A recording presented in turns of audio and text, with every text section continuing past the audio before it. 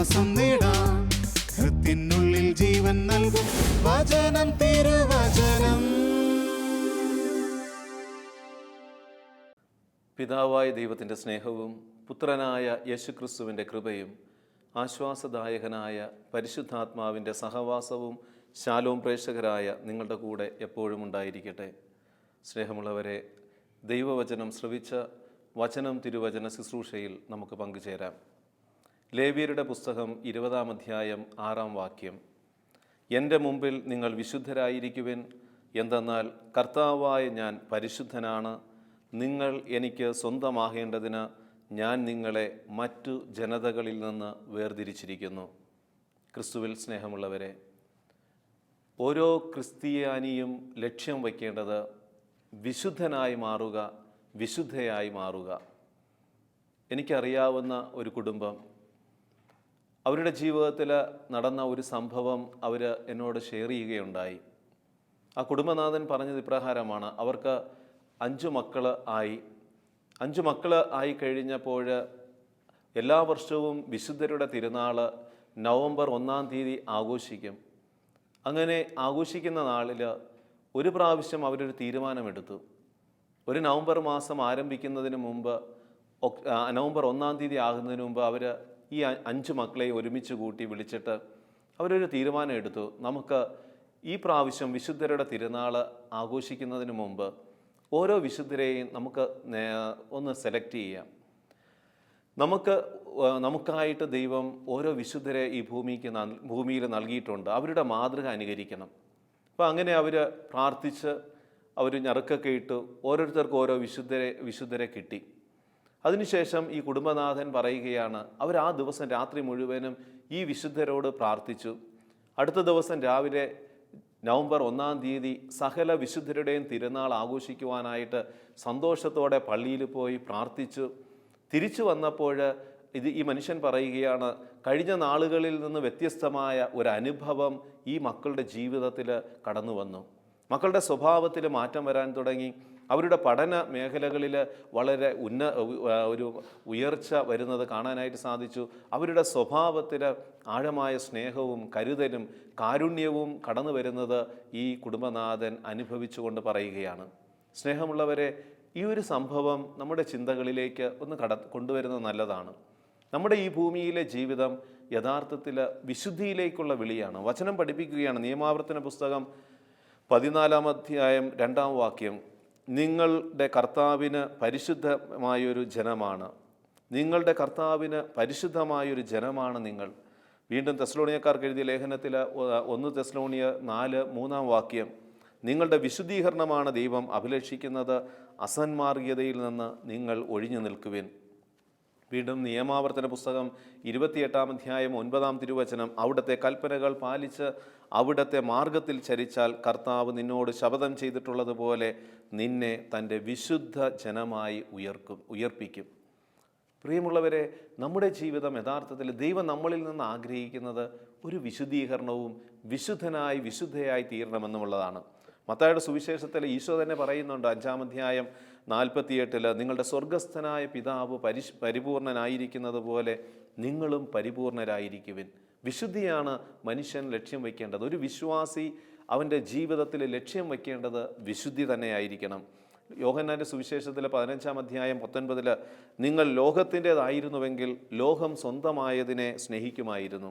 എന്നാൽ നിങ്ങൾ ലോകത്തിൻ്റേതല്ലാത്തത് കൊണ്ട് ഞാൻ നിങ്ങളെ ലോകത്തിൽ നിന്ന് തിരഞ്ഞെടുത്തത് കൊണ്ട് ലോകം നിങ്ങളെ ദ്വേഷിക്കുന്നു. പ്രിയമുള്ളവരെ, എഫേസുസാർക്ക് എഴുതിയ ലേഖനത്തിൽ 1-ാം അധ്യായം 4-ാം വാക്യത്തിൽ നമ്മൾ കാണുന്നുണ്ട്, തൻ്റെ മുമ്പാകെ സ്നേഹത്തിൽ പരിശുദ്ധരും നിഷ്കളങ്കരുമായിരിക്കുവാൻ ലോക സ്ഥാപനത്തിന് മുമ്പ് തന്നെ ദൈവം ക്രിസ്തുവിൽ നമ്മെ തിരഞ്ഞെടുത്തു. അപ്പോൾ ദൈവം നമ്മളെ ഈ ഭൂമിയിൽ മറ്റുള്ളവരിൽ നിന്ന് വ്യത്യസ്തമായിട്ട് തിരഞ്ഞെടുത്തിരിക്കുന്നത് വിശുദ്ധയാകുവാനാണെന്നുള്ള ബോധ്യം ഒരു വ്യക്തിയിൽ, ഒരു വിശ്വാസിയിൽ ഉണ്ടായിരിക്കണം. റോമാക്കാർക്ക് എഴുതിയ ലേഖനം 12-ാം അധ്യായം 1-2 വാക്യം ഇപ്രകാരമാണ്: ആകയാൽ സഹോദരരെ, ദൈവത്തിൻ്റെ കാരുണ്യം അനുസ്മരിച്ചുകൊണ്ട് ഞാൻ നിങ്ങളോട് അപേക്ഷിക്കുന്നു, നിങ്ങളുടെ ശരീരങ്ങളെ വിശുദ്ധവും ദൈവത്തിന് പ്രീതികരവും സജീവവുമായ ബലിയായി സമർപ്പിക്കണം. ഇതായിരിക്കണം നിങ്ങളുടെ യഥാർത്ഥ ആരാധന. നിങ്ങൾ ഈ ലോകത്തിന് അനുരൂപരാകരുത്, പ്രത്യുത നിങ്ങളുടെ മനസ്സിൻ്റെ നവീകരണം വഴി രൂപാന്തരപ്പെടുവിൻ. ദൈവഹിതം എന്തെന്നും നല്ലതും പ്രീതിജനകവും പരിപൂർണമായതെന്തെന്നും വിവേചിച്ചറിയുവാൻ അപ്പോൾ നിങ്ങൾക്ക് സാധിക്കും. ഈ ലോകത്തിന് അനുരൂപരായി ജീവിക്കാനുള്ളതല്ല നമ്മുടെ ജീവിതം. അടുത്ത നാളിൽ ഒരു പെൺകുട്ടി കയ്യിൽ നഖമൊക്കെ വളർത്തി, വളരെ കൂടുതൽ നഖമൊക്കെ വളർത്തി ഇങ്ങനെ ഒരു ശുശ്രൂഷയിൽ പങ്കെടുക്കുകയായിരുന്നു. അപ്പോൾ ആ പെൺകുട്ടിയുടെ അമ്മ കൂടെയുള്ള ഒരു പ്രാർത്ഥനാക്കാരനോട് പറഞ്ഞു, ഈ മകളോട് നഖം വെട്ടാൻ പറഞ്ഞാൽ ഇവൾ ഒരിക്കലും വെട്ടില്ല, ഈ നഖം ഇങ്ങനെ വളർത്തിക്കൊണ്ടിരിക്കുക. അങ്ങനെ ഇരിക്കുന്ന അവസരത്തിലാണ് ഒരു ശുശ്രൂഷയിൽ പങ്കെടുത്തുകൊണ്ടിരുന്നപ്പോൾ ആ ശുശ്രൂഷയിൽ പങ്കെടുത്തുകൊണ്ടിരുന്ന അവസരത്തിൽ ഒരു പ്രാർത്ഥനാക്കാരൻ ആ പെൺകുട്ടിയോട് സ്നേഹത്തോടെ ചോദിച്ചു, മകളെ, നീ വിശുദ്ധരുടെയൊക്കെ ചിത്രങ്ങൾ കണ്ടിട്ടുണ്ടോ? വിശുദ്ധരുടെയൊക്കെ അവരുടെ ചിത്രത്തിൽ ഏതെങ്കിലും വിശുദ്ധനോ വിശുദ്ധയോ നഖം വളർത്തി നിൽക്കുന്നത് നീ കണ്ടിട്ടുണ്ടോ എന്ന് ചോദിച്ചു. പെട്ടെന്ന് ആ കുട്ടിയുടെ ഉള്ളിൽ വല്ലാത്തൊരു ചിന്ത പെട്ടെന്ന് വന്ന്, ഇത് ശരിയാണല്ലോ, ഞാൻ കണ്ടിട്ടുള്ള വിശുദ്ധരുടെയൊക്കെ കൈകളിൽ നഖങ്ങളൊന്നും വളരെ വളർന്ന നഖങ്ങളൊന്നും ഇല്ല, പിന്നെ ഞാൻ എന്തിനാണ് ഇങ്ങനെ നഖം വളർത്തുന്നത്? ആ പ്രാർത്ഥനക്കാരൻ ആ പെൺകുട്ടിയോടൊരു ഉപദേശം കൊടുത്തു. കാരണം നമ്മുടെ ജീവിതം യഥാർത്ഥത്തിൽ വിശുദ്ധരെയാണ് മാതൃകയാക്കേണ്ടത്. അവരുടെ ജീവിതങ്ങളിൽ അവരനുവർത്തിക്കാത്ത കാര്യങ്ങൾ ഈ ലോകത്തിലായിരിക്കുന്ന നമ്മൾ അത് കൊണ്ടു നടക്കുകയാണെങ്കിൽ അത് ഈശോയ്ക്ക് ഇഷ്ടമില്ല, അത് ഈശോയെ വേദനിപ്പിക്കുന്നതാണ്. ഇത് ഈ പ്രാർത്ഥനാക്കാരൻ ആ പെൺകുട്ടിയോട് പറഞ്ഞു കഴിഞ്ഞപ്പോൾ ആ പെൺകുട്ടി ആ ദിവസം മുതൽ ഒരു നല്ല തീരുമാനം എടുത്തു, ഇനി ഒരിക്കലും ഞാൻ കൂടുതൽ അമിതമായിട്ട് നഖം വളർത്തില്ല, നഖം വളർന്നു വരുമ്പോൾ തന്നെ ഞാനത് വെട്ടിമാറ്റും. പ്രിയമുള്ളവരെ, വിശുദ്ധിയിൽ വളരണമെന്ന് ആഗ്രഹം ഉണ്ടെങ്കിൽ മാത്രമേ തിന്മയെ നമുക്ക് മാറ്റി നിർത്താനായിട്ട് സാധിക്കുകയുള്ളൂ. നമ്മൾ കാണുന്നുണ്ട് വിശുദ്ധ അഗസ്റ്റിൻ്റെ ജീവിതം. പാപത്തിൻ്റെ ചെളിക്കുണ്ടിൽ കിടന്ന അഗസ്റ്റിൻ ദൈവവചനം വായിക്കാനായിട്ട് തുടങ്ങിയപ്പോൾ ആ വചനത്തിലൂടെ ഒരു പ്രകാശം ലഭിക്കുകയാണ് അദ്ദേഹത്തിന്. അദ്ദേഹം ആ നിമിഷം തന്നെ ഒരു തീരുമാനമെടുത്തു, ഈ പോക്ക് ശരിയല്ല, ഈ ജീവിതം ഇങ്ങനെ പോയിക്കൊണ്ടിരുന്നാൽ ലോകത്തിൻ്റെതായിട്ട് ഞാൻ മാറും, ലോകത്തിൻ്റെ ഒരു ശൈലിയിലേക്ക് ജീവിച്ചു കഴിഞ്ഞാൽ വിശുദ്ധനാകാനായിട്ട് പറ്റുകയില്ല, ജീവിതം ഒരു തകർച്ചയിലേക്ക് എത്തിച്ചേരും. അതുകൊണ്ട് അഗസ്റ്റിൻ തൻ്റെ ജീവിതത്തിലെ പഴയ മനുഷ്യനെ ഉരിഞ്ഞു മാറ്റാനായിട്ട് തയ്യാറായി. റോമാക്കാർക്ക് എഴുതിയ ലേഖനത്തിൽ 13-ാം അധ്യായം 12 മുതൽ 14 വരെയുള്ള വചനം അഗസ്റ്റിൻ്റെ ജീവിതത്തെ രൂപാന്തരപ്പെടുത്തി വിശുദ്ധനാക്കി മാറ്റിയത് നമ്മൾ കാണുന്നുണ്ട്. രാത്രി കഴിയാറായി, പകൽ സമീപിച്ചിരിക്കുന്നു, ആകയാൽ നമുക്ക് അന്ധകാരത്തിൻ്റെ പ്രവൃത്തികൾ പരിത്യജിച്ച് പ്രകാശത്തിൻ്റെ ആയുധങ്ങൾ ധരിക്കാം. പകലിന് യോജിച്ച വിധം നമുക്ക് പെരുമാറാം. സുഖലോലുപതയിലോ മദ്യലഹരിയിലോ അവിഹിത വീഴ്ചകളിലോ വിഷയാസക്തിയിലോ കലഹങ്ങളിലോ അസൂയയിലോ വ്യാപരിക്കരുത്. പ്രത്യുത കർത്താവായ യേശുക്രിസ്തുവിനെ ധരിക്കുവിൻ. ദുർമോഹങ്ങളിലേക്ക് നയിക്കത്തക്ക വിധം ശരീരത്തെപ്പറ്റി ചിന്തിക്കാതിരിക്കുവിൻ. അപ്പോൾ വിശുദ്ധിയിൽ വളരണമെങ്കിൽ പ്രിയമുള്ളവരെ, നമ്മൾ യേശുവിനെ ധരിക്കണം, ക്രിസ്തുവിനെ ധരിക്കണം. ക്രിസ്തുവിൻ്റെ രൂപവും ഭാവവും ക്രിസ്തുവിൻ്റെ വികാരങ്ങളും നമ്മുടെ ജീവിതത്തിൽ സ്വന്തമാക്കുവാനായിട്ട് ഒരു വ്യക്തി താല്പര്യമെടുക്കുമ്പോഴാണ് അവൻ വിശുദ്ധിയിൽ വളരാനായിട്ട് അവനെ സഹായിക്കുന്നത്. കൊരിന്ത്യക്കാർക്ക് എഴുതിയ 1-ാം ലേഖനത്തിൽ 6-ാം അധ്യായം 12 മുതൽ 13 വരെയുള്ള വചനങ്ങൾ ഇപ്രകാരമാണ്: എല്ലാം എനിക്ക് നിയമാനുസൃതമാണ്, എന്നാൽ എല്ലാം പ്രയോജനകരമല്ല. എല്ലാം എനിക്ക് നിയമാനുസൃതമാണ്, എന്നാൽ ഒന്നും എന്നെ അടിമപ്പെടുത്താൻ ഞാൻ സമ്മതിക്കില്ല. ആഹാരം ഉദരത്തിനും ഉദരം ആഹാരത്തിനും വേണ്ടിയാണ്. ദൈവം രണ്ടിനെയും നശിപ്പിക്കും. ശരീരം ദുർവൃത്തിക്കുള്ളതല്ല, പ്രത്യുത ശരീരം കർത്താവിനും കർത്താവ് ശരീരത്തിനും വേണ്ടിയുള്ളതാണ്. അപ്പോൾ ഈ ഭൂമിയിൽ നമ്മൾ പല കാര്യങ്ങളിൽ പല മേഖലകളിലൊക്കെ കടന്നു പോകുന്നവരാണ്. അപ്പോൾ ഇതൊക്കെ യഥാർത്ഥത്തിൽ വിശുദ്ധിക്ക് സഹായകമല്ലെങ്കിൽ അത് പ്രയോജനകരമല്ല എന്ന് നമ്മൾ തിരിച്ചറിയണം. കൊരിന്ത്യക്കാർക്ക് എഴുതിയ ലേഖനത്തിൽ 6-ാം അധ്യായം 20 പറയാം: നിങ്ങൾ വിലയ്ക്ക് വാങ്ങപ്പെട്ടവരാണ്, ആകയാൽ നിങ്ങളുടെ ശരീരത്തിൽ ദൈവത്തെ മഹത്വപ്പെടുത്തുവിൻ. വചനം ഒത്തിരി കാര്യങ്ങൾ വചനം നമ്മളെ പഠിപ്പിക്കുന്നുണ്ട്. വാക്കുകളിലും പെരുമാറ്റത്തിലും സ്നേഹത്തിലും വിശ്വാസത്തിലും വിശുദ്ധിയിലും മറ്റുള്ളവർക്ക് മാതൃകാപരമായ ഒരു ജീവിതം ഒരു വിശ്വാസി നയിക്കണമെന്നാണ് വചനം പഠിപ്പിക്കുന്നത്. തെസ്സലോനിക്കർക്ക് എഴുതിയ 1-ാം ലേഖനം 4-ാം അധ്യായം 7 പറയുകയാണ്: അശുദ്ധിയിലേക്കല്ല വിശുദ്ധിയിലേക്കാണ് ദൈവം നമ്മളെ വിളിച്ചിരിക്കുന്നത്. അപ്പോൾ ഈ ദിനത്തിൽ വിശുദ്ധിയെക്കുറിച്ച് ധ്യാനിക്കുമ്പോൾ ഒരു വിശുദ്ധനാകുവാൻ, ഒരു വിശുദ്ധയാകുവാൻ എടുക്കേണ്ട ഒരു 8 കാര്യങ്ങൾ നമുക്കൊന്ന് പെട്ടെന്നൊന്ന് ഈ തിരുവചനത്തിൽ ഒന്ന് ധ്യാനിക്കാനായിട്ട് ശ്രമിക്കാം. 8 കാര്യങ്ങൾ നമ്മുടെ ജീവിതത്തിൽ നമ്മൾ നിലപാടുകൾ എടുക്കുകയാണെങ്കിൽ, അതിന് യോജിച്ച രീതിയിൽ നമ്മുടെ ജീവിതത്തെ ക്രമപ്പെടുത്തുകയാണെങ്കിൽ വിശുദ്ധിയിൽ വളരാനായിട്ട് സാധിക്കുമെന്ന് വിശുദ്ധർ നമ്മളെ പഠിപ്പിച്ചിട്ടുണ്ട്. ഒന്നാമത് നമുക്ക് വേണ്ടത് നിലയ്ക്കാത്ത ഒരു ആഗ്രഹമുണ്ടാകണം. ഒന്നാമത് ഒരു വിശുദ്ധനാകണമെങ്കിൽ വിശുദ്ധയാകണമെങ്കിൽ ഒന്നാമതുണ്ടായിരിക്കേണ്ടത് ഒരു ആഗ്രഹമാണ്. എനിക്കൊരു വിശുദ്ധനായിട്ട് മാറണം. വിശുദ്ധ തോമസ് അക്വിനോസ് പറയുന്നത് ഇതാണ്: ഒരു വിശുദ്ധനായി തീരണമെങ്കിൽ പ്രധാനമായി നിങ്ങൾ ചെയ്യേണ്ടത് അതിനായി ആഗ്രഹിക്കണം.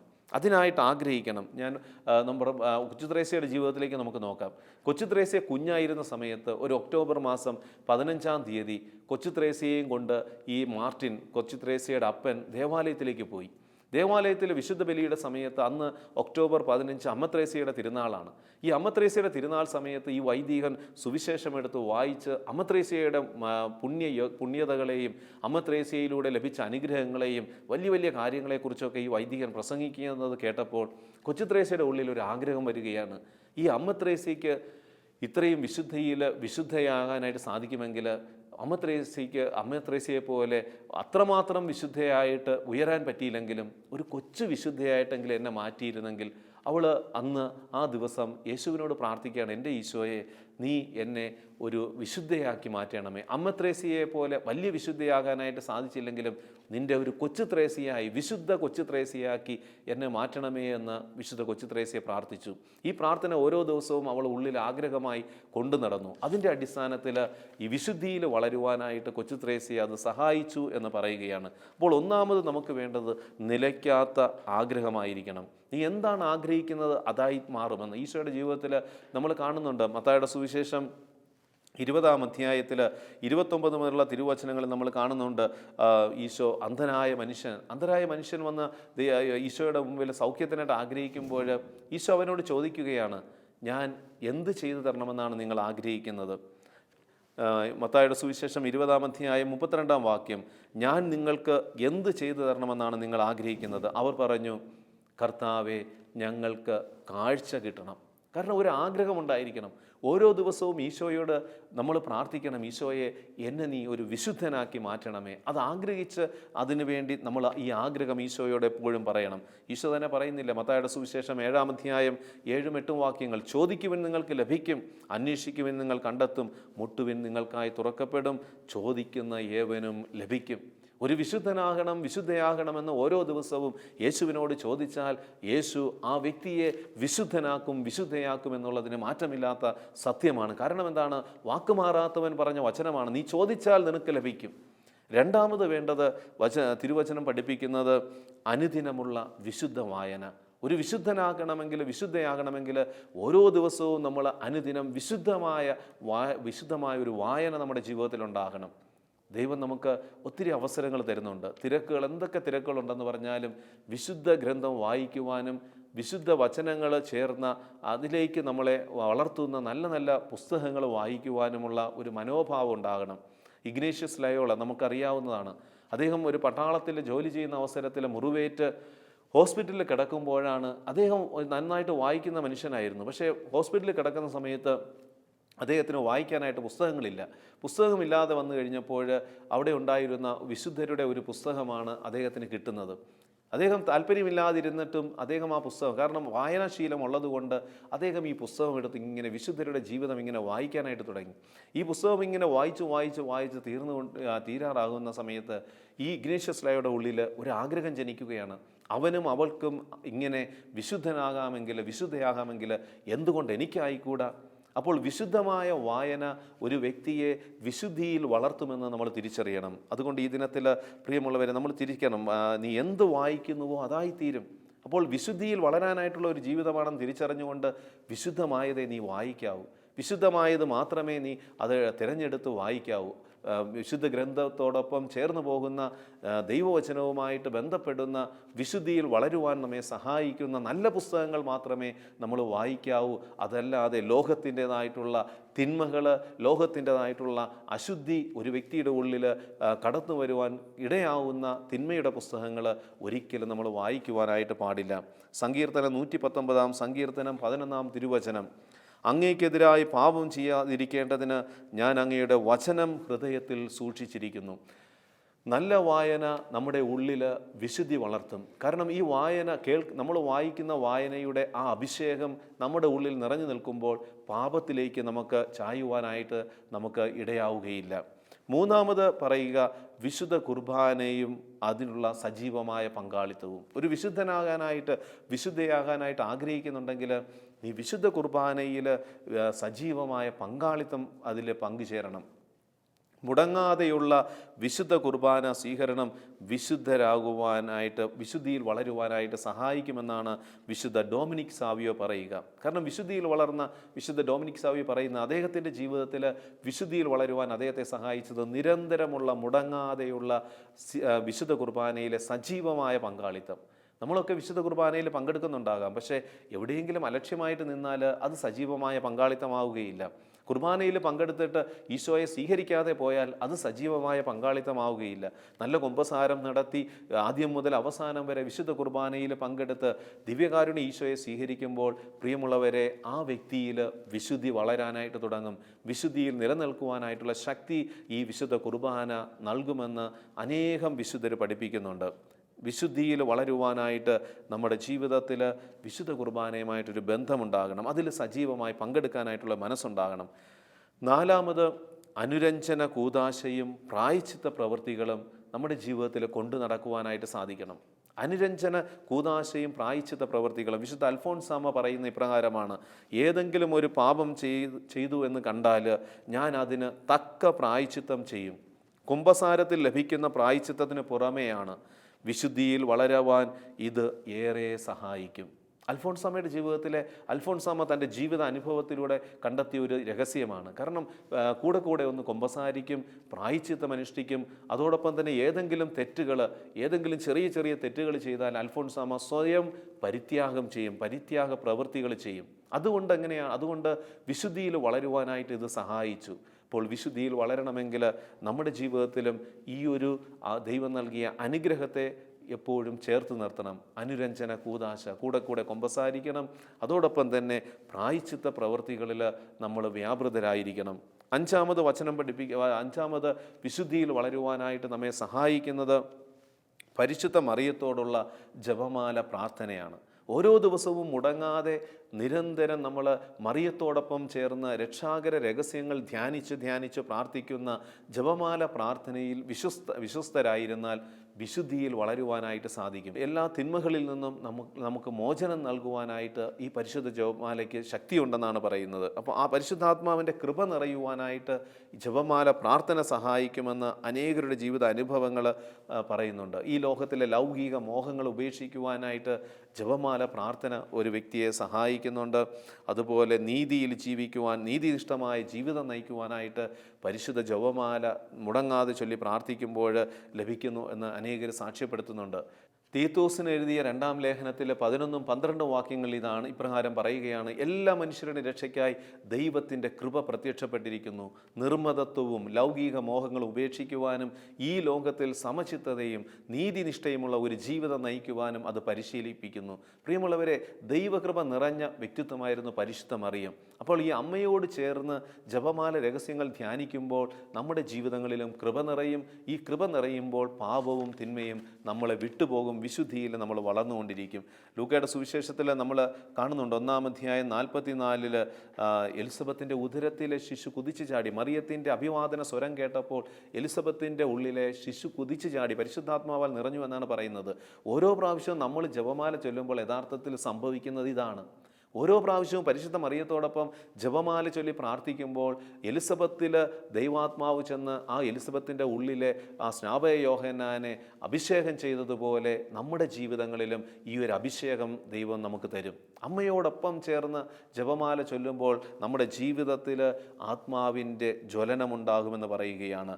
പ്രിയമുള്ളവരെ, വിശുദ്ധ അഗസ്റ്റിൻ, കാരണം ദൈവത്തിന് മുമ്പിൽ മധ്യസ്ഥനായി നമുക്കൊരു പുത്രനുണ്ടെങ്കിലും മധ്യസ്ഥയായി ഒരു അമ്മ നമുക്ക് ആവശ്യമാണ്. വിശുദ്ധ അഗസ്തീനോസ് പറയുന്നതാണ്.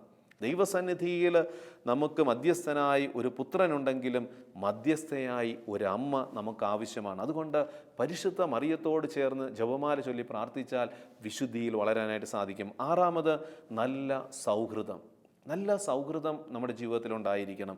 അത് വിശുദ്ധരായിട്ടുള്ള പലരും പറയുന്നുണ്ട്. വിശുദ്ധ ജോൺ ബോസ്കോ പറയുന്നത്, കാവൽ മാലാഖയോട് നമ്മൾ അടുത്ത ഒരു ബന്ധം പുലർത്തുകയാണെങ്കിൽ, മറ്റു മനുഷ്യരോട് നല്ല ചീത്ത കൂട്ടുകാരിൽ നിന്ന് അകന്ന് നല്ല മനുഷ്യരുമായിട്ടുള്ള ഒരു ബന്ധം നമ്മൾ നിലനിർത്തുകയാണെങ്കിൽ വിശുദ്ധിയിൽ വളരാനായിട്ട് സാധിക്കും. അപ്പം നല്ല സൗഹൃദം, ഒന്നാമത് നമുക്ക് ദൈവം നൽകിയ ഒരു കാവൽ മാലാഖയുണ്ട്. ആ കാവൽ മാലാഖയോട് ഒരു സൗഹൃദം ഉണ്ടായിരിക്കണം. അതോടൊപ്പം തന്നെ ചീത്ത കൂട്ടുകെട്ടുകളിൽ നിന്ന് മാറി നല്ല സൗഹൃദങ്ങളിൽ വളരാനായിട്ട് നമ്മൾ തയ്യാറായാൽ വിശുദ്ധിയിൽ വളരാനായിട്ട് സാധിക്കും.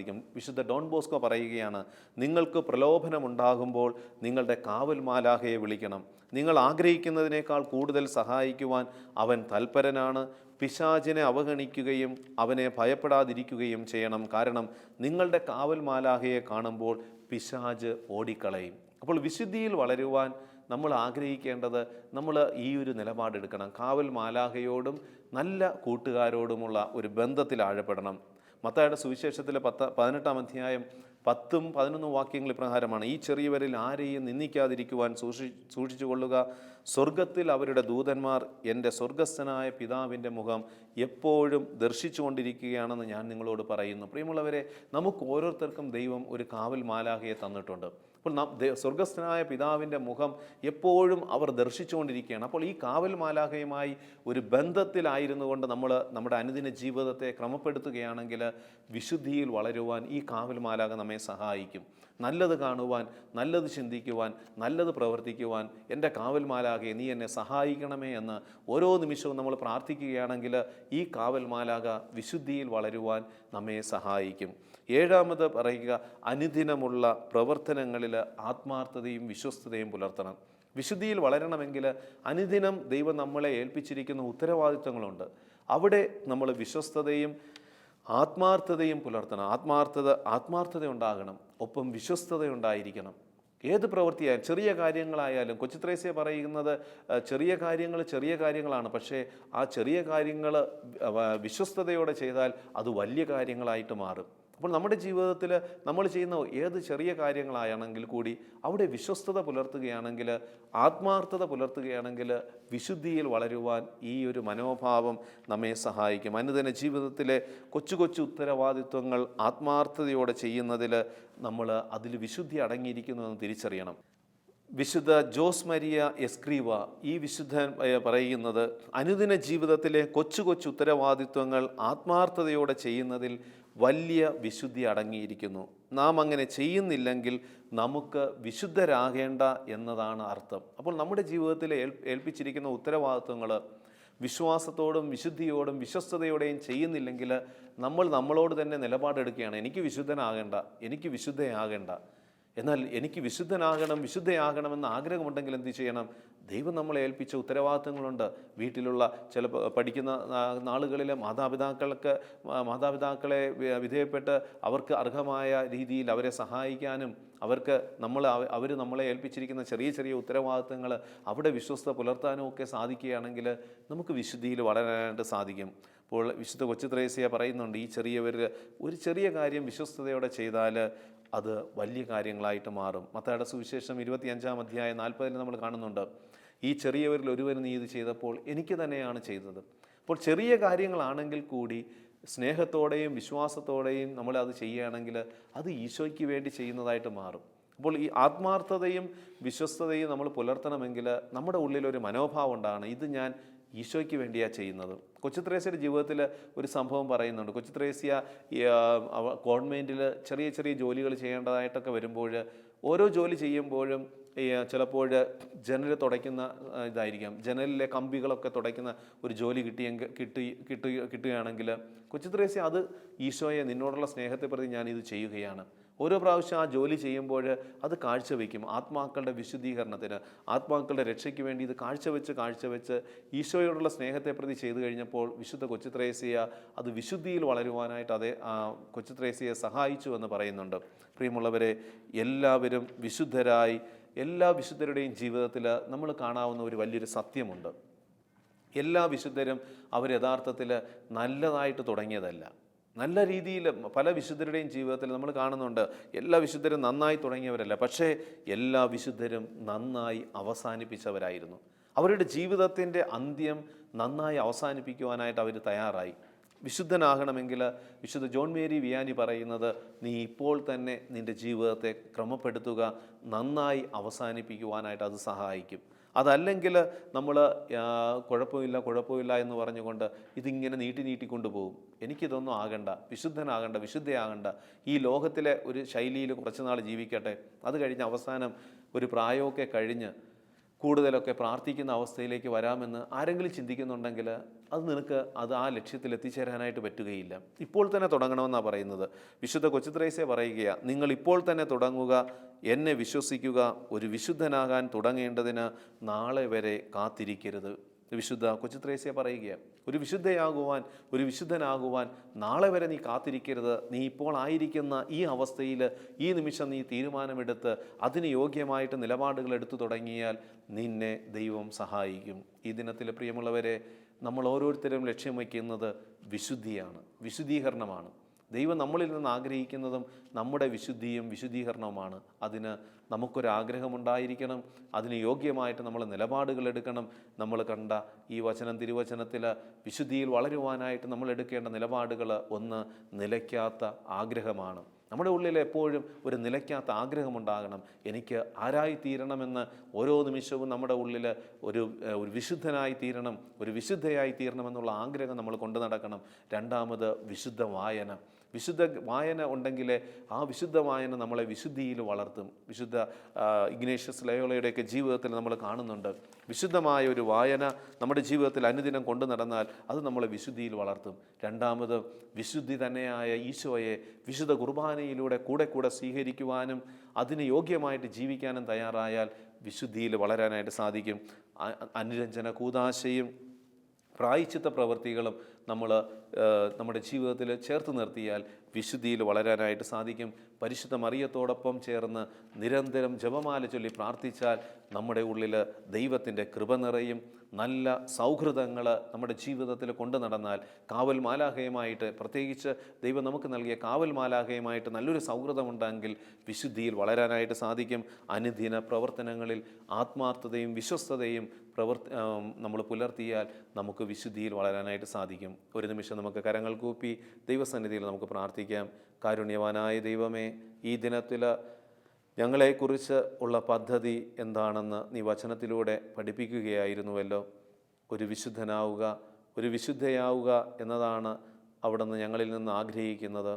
അതിലേക്ക് വളരുവാൻ സഹായകമായ ചിന്തകൾ ഈ തിരുവചനത്തിലൂടെ ദൈവമേ നീ ഞങ്ങൾക്ക് നൽകി. അതിന് യോഗ്യമായി ചിന്തിച്ച് ജീവിക്കുവാൻ ഞങ്ങളുടെ ലക്ഷ്യം നിത്യജീവനാണെന്നുള്ള തിരിച്ചറിവോടെ വിശുദ്ധിയിൽ നിലനിന്ന് വളർന്നാലേ അതെത്തിച്ചേരുവാനായിട്ട് സാധിക്കുകയുള്ളൂ എന്നുള്ള ബോധ്യത്തോടെ നന്മയിൽ ജീവിക്കുവാൻ ഞങ്ങളെ സഹായിക്കണമേ. നിത്യം പിതാവും പുത്രനും പരിശുദ്ധാത്മാവുമായ സർവേശ്വര, ആമേൻ.